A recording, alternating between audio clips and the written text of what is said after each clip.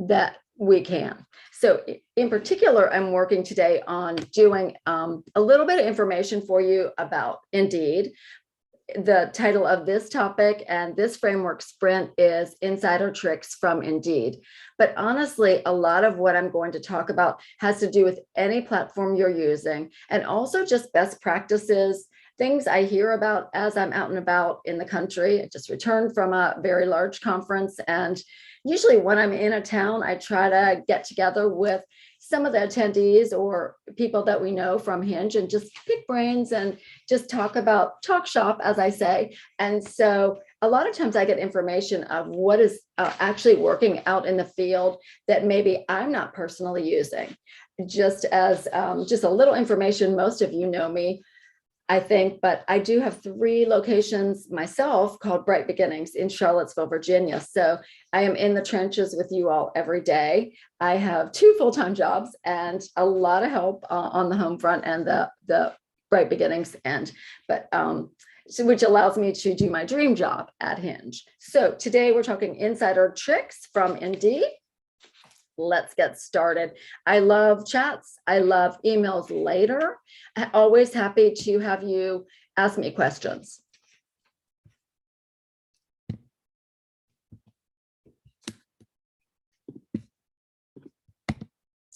Okay, so what's your plan?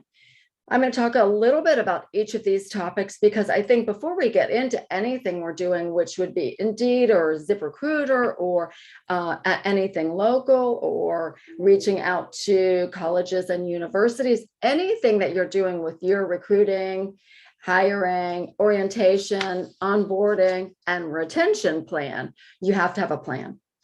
So the first thing I would recommend is knowing what your staff turnover rate is. Staff turnover rate can be calculated in several ways.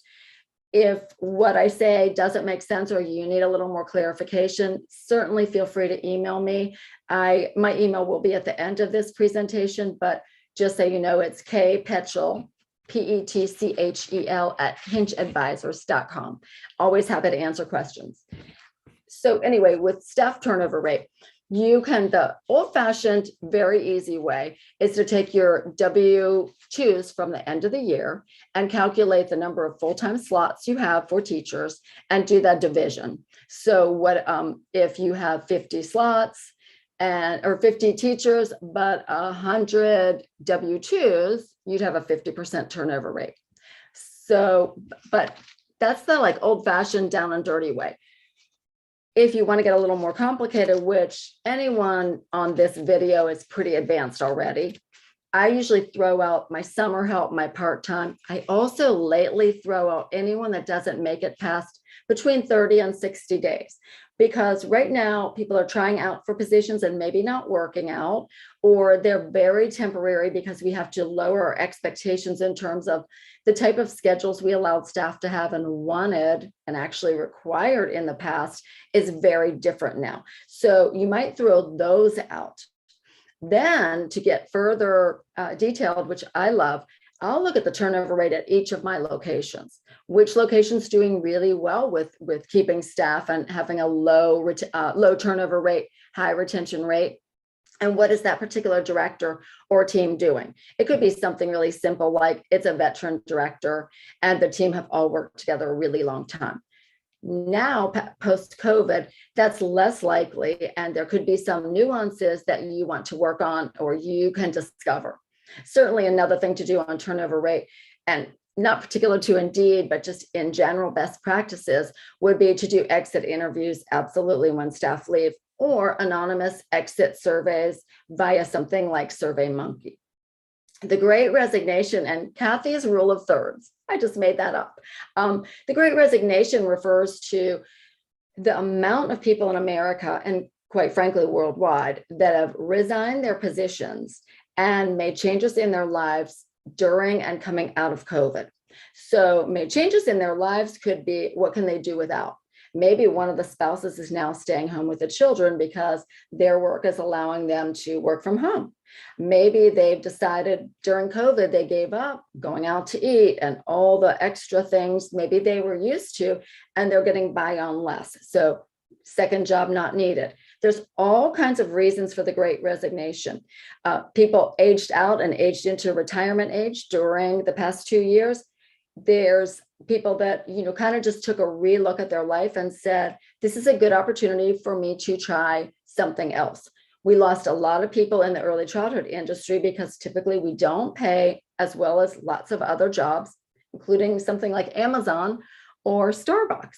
So we're competing against jobs that don't require nearly as much stress, nearly as much, thinking outside of work. I know our teachers are thinking about their children and making plans for their classrooms. They're doing, a lot of at least thinking time. So being able to simplify their lives did have to do a lot to do with the Great Resignation.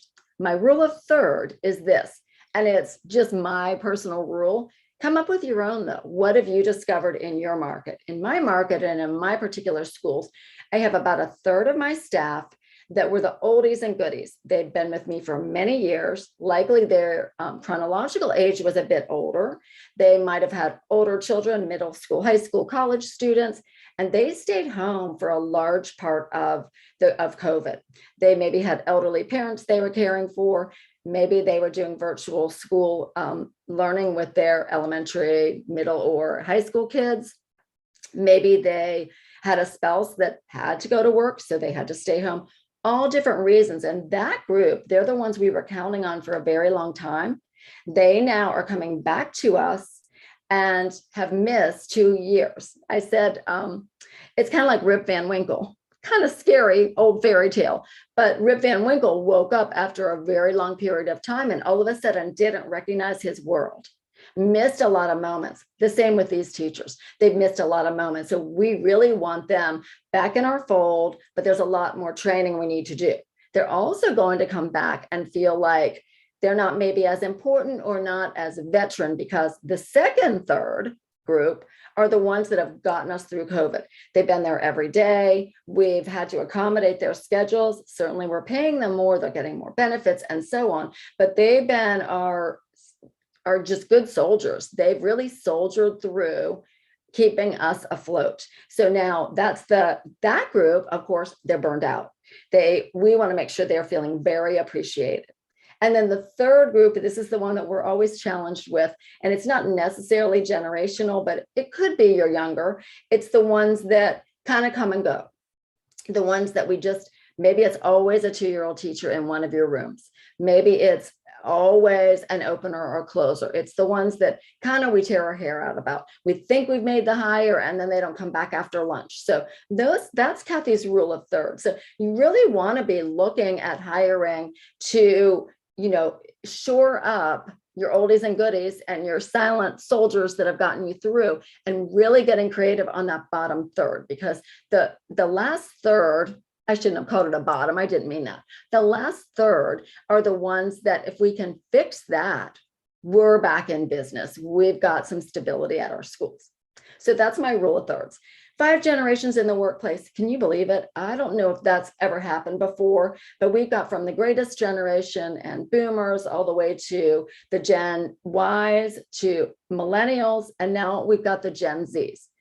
Focus a lot of energy and attention on which of those generations you want to attract, and do that with your ads. So if you're trying to get a boomer, for instance, probably greatest generation, I have one, Miss Tina. She's 79 years old, never misses a day, was one of those that worked during the pandemic every day, all day. They're aging out, however. I'm waiting for her to tell me she wants to go part-time or just be a curriculum consultant. I'll take her however I can get her. But if you're trying to recruit for a boomer, for instance, a lot of them are really discouraged with the public schools and are retiring from public schools. What a great group of people to try to recruit. Retired public school teacher. We're looking for curriculum development. We're looking for supervision and trainers. We're looking for teachers. We can, with a boomer, they're going to want maybe part-time. They have probably grandchildren are starting to arrive or have arrived. They most likely have elderly parents that they have to check in on occasionally. They also want to take vacations and start to enjoy maybe a little bit of their retirement, but they would be really good ones for your growth. The ones I'd really focus on would be the Gen Zs and the millennials.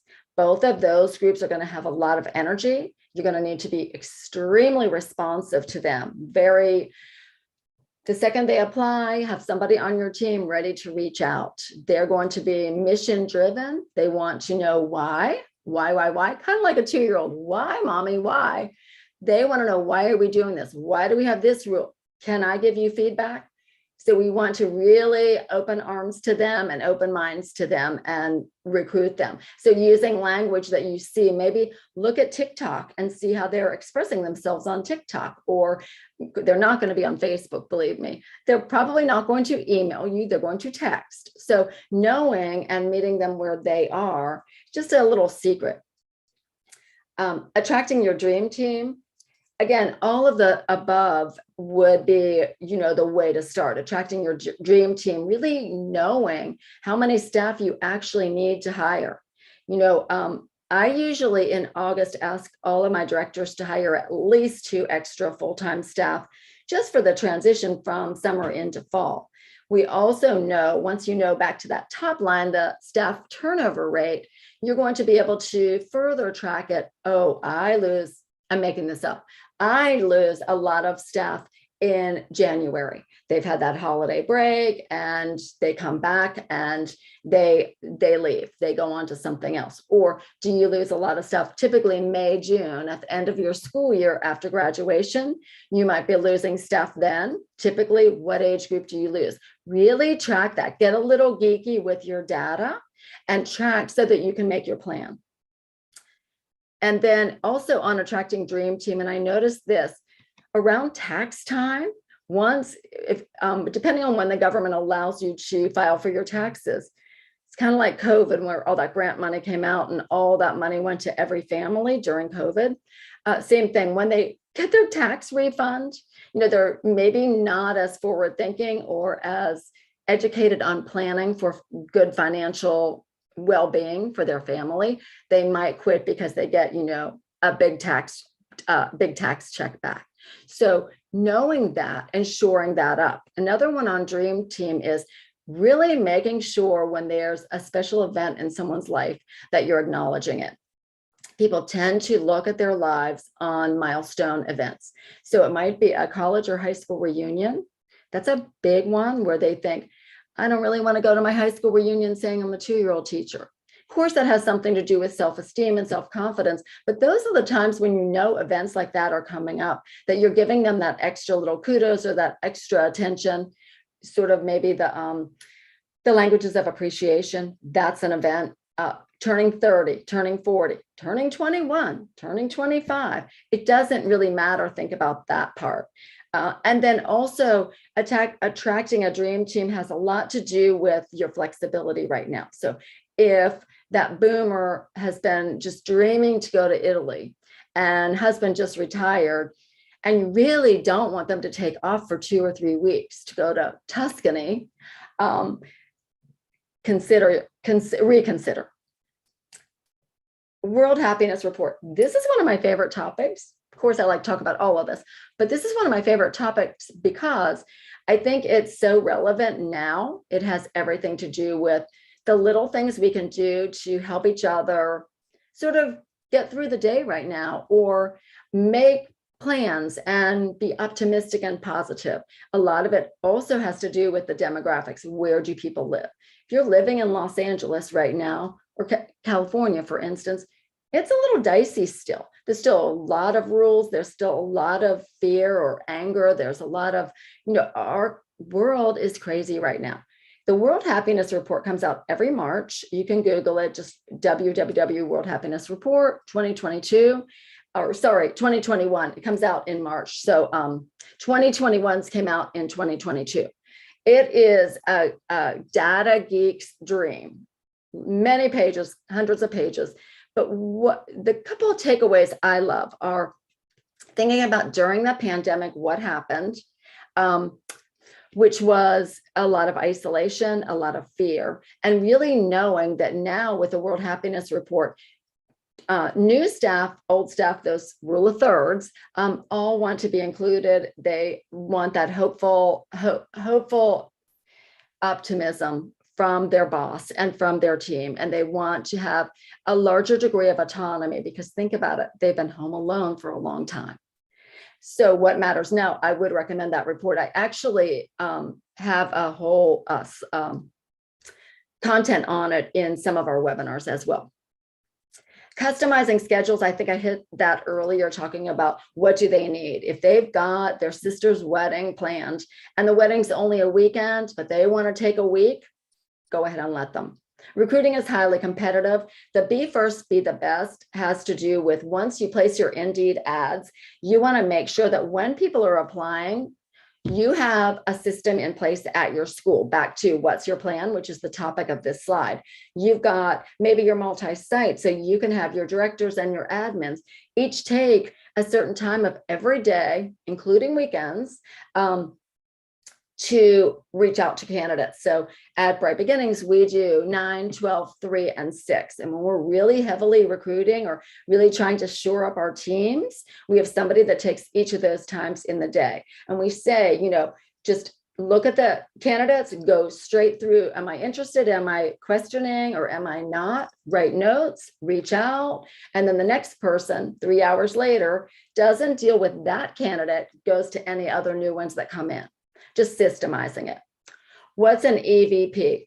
An employee value proposition. Sort of like we do with sales. What are we telling parents that are our unique differences? Make sure you've got between 3 and 5 reasons that your staff say they like working for you, and things that you want to make sure everybody actually understands. That, we're flexible. Here's our mission and our goals. This is our vision. We love outdoor classrooms. Our teachers spend a lot of time outside. Almost no other industry, maybe landscaping. There's a few, I guess, if you're a farmer, but very few people can play outside for a good part of their day. So play that up. That's awesome. And we know being outdoors reduces a lot of stress, particularly for children, but also for our staff. And then hard versus soft benefits. So a hard benefit would be, here's the pay, here are the benefits, here's the insurance, here's how many days you get off, here's our policy on requesting days off, sort of hard benefits. And you know what they are. They're the basics. They're the ones that before 2020 with the pandemic, say 2019, that's what you were hiring for. You were trying to be $1 more than your competitor, or being more flexible on days off, or paid holidays. The soft benefits are bringing the food in for the staff, having staff events and parties, really growing your staff as a school culture, school community, and school family, actually. So they would be all the fun stuff. Do you do promo items for your staff? Do they get a uniform? Do they get the t-shirts? Do you do, this is a silly one, but do you do direct deposit? Most of us do. Some businesses don't. So play up the conveniences and the reasons why they should work for you.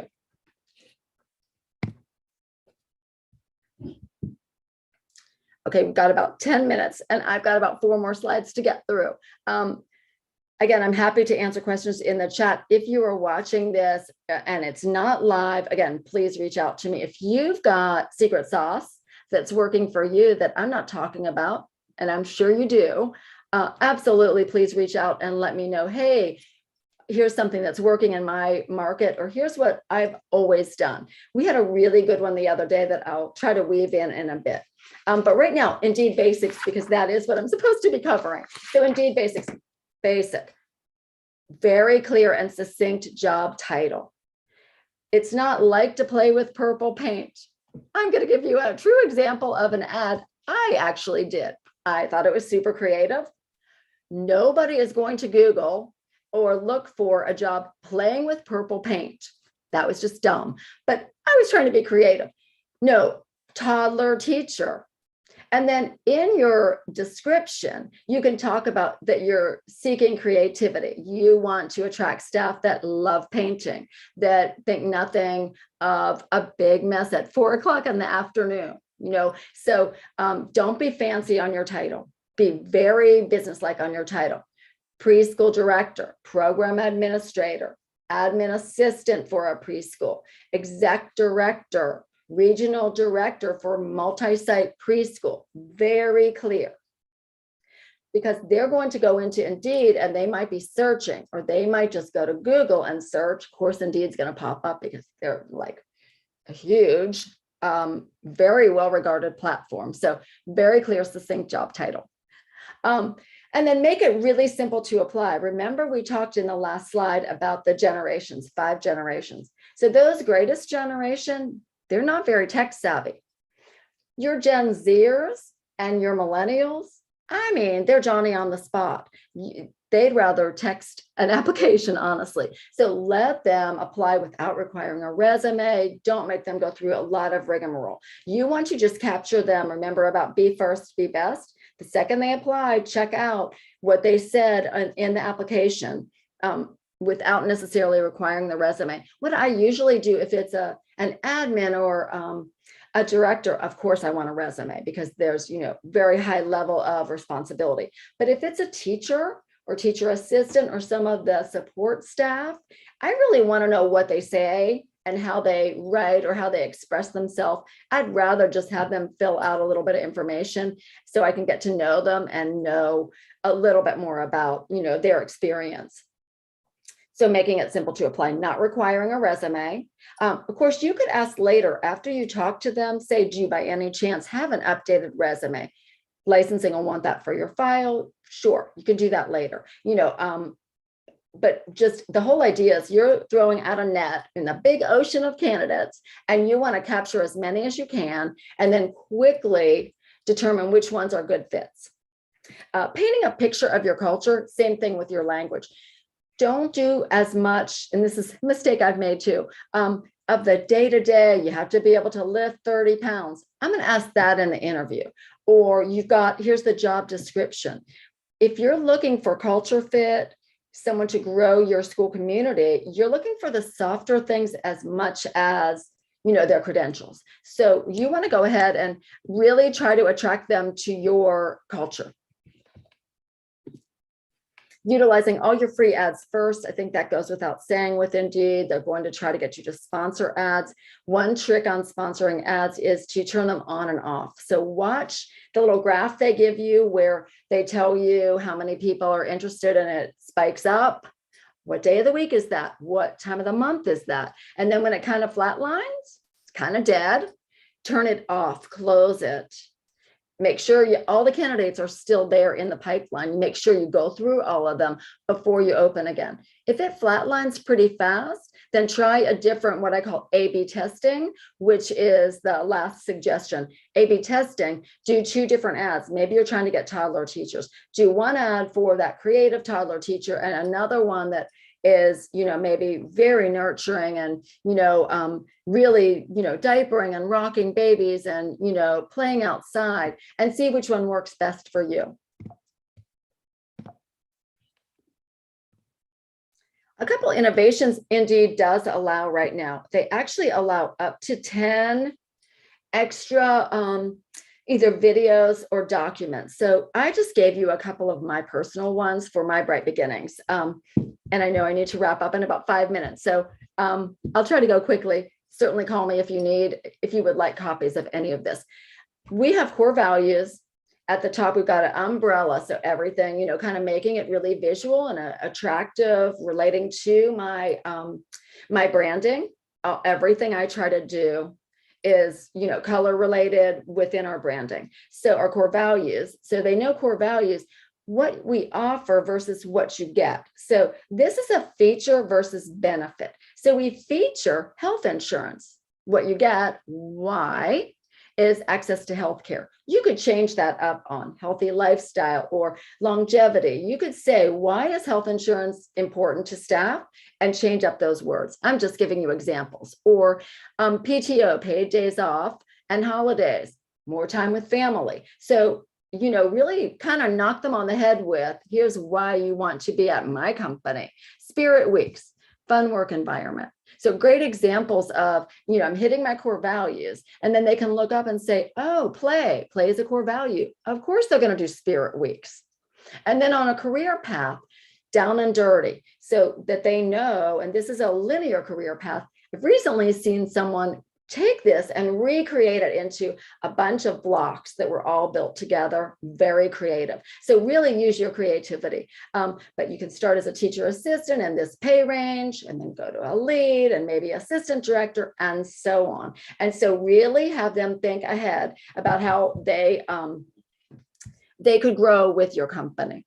And again, if that's not what you're looking for, you might not use this. Maybe you want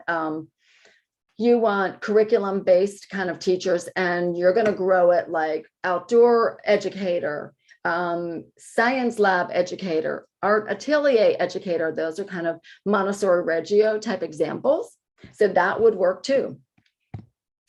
Career path opportunities. So now I even drill it down further. Since I have 10 spaces, I'm going to tell them what the job description, kind of down and dirty, like just really succinct though, here's what you do in that position. And sort of like traits like director, independent, confident and able to take initiative, ensures program quality. And I find this very, very helpful, because they come in a lot more educated about your program. Phone screening. Indeed has a phone screening. These are the 3 specific questions they provide. I love this. I don't require it, but I love when people take that extra minute to do the phone screening. You can hear their voice. You can see how they express themselves. Do they wait a minute? Like if I were doing a phone screening, I would look at the questions, I'd jot down my answers, my bullet points, and I would be very ready to express myself in the most professional way possible. Do they think that through? A director, a regional, people in the business, or maybe the older generations will think it through. That's great. But also, who can extemporaneously talk and make me feel like, wow, you'd be a really fun fit. It doesn't have to be formal. So you get a lot of information that way. Systems and pro tips. You're going to have to come back to this and maybe screenshot this, but these are really easy systems and pro tips. Actually, maybe should do part 2 of this next month, because this is really good content that we're running out of time to do. But systems and pro tips, systemizing, enticing them to come in for your interview. One of the tricks we found, just someone I chatted with just the last few days, to get people to come for the interview, you're confirming and you're saying, I can't wait to meet you. And if you've got that resume that's updated, please bring it, and so on. We've reserved this time for you. Please let me know if that's not going to work and you need to reschedule. All of those are pro tips. But one thing somebody did recently, and they said we could share it, is they asked them what's their favorite drink and snack. And when they came in, they had that Cheetos and Diet Pepsi ready for them. So they've got this snack. It's just a really warm and welcoming way to engage a staff. I would love to hear what's working for you. I would love for you to engage with me personally or engage with us within the framework community. And that's about all the time we have today. Here is my email.